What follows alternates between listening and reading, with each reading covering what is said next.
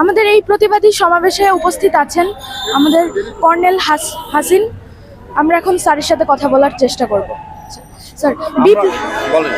বিপ্লবী ছাত্র আন্দোলনের মধ্য দিয়ে ফ্যাসিস্ট হাসিনা সরকারের পদত্যাগের পর যে বর্তমানে যে সরকার গঠিত হয়েছে, সেই সরকারের কাছে স্যার আপনার কি কি প্রত্যাশা রয়েছে? আর যাতে কেউ স্বৈরাচারী না হয় তার জন্য যা করণীয় সবটুকু এই সরকার করবে। আমাদের সময় দিতে হবে। আমরা চাই না এক সরকার যাক, আরেক সরকার আবার এত ক্ষমতা নিয়ে এত অন্যায় অত্যাচার করুক।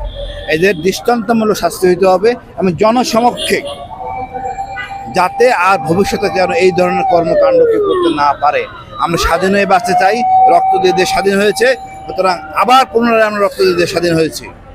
আমাদের সব কাজ হবে বিপ্লবীভাবে, অতি দ্রুত, এবং আমরা এই জালিম মুক্ত হতে চাই, স্বাধীন বাচ্চা করতে চাই। সারা দেশ গর্ব, পৃথিবী গর্ব, আমরা স্বাধীন। আমাদের তরুণদের কাছে আমার প্রত্যাশা, এরা দেশটাকে তারা এগিয়ে নিয়ে যাবে। তাদের কাছে আমার সেলুট। যারা মারা গেছে তাদের আমি ফরত কামনা করি, মহান আল্লাহ তাদেরকে জান্নাতবাসী করুক।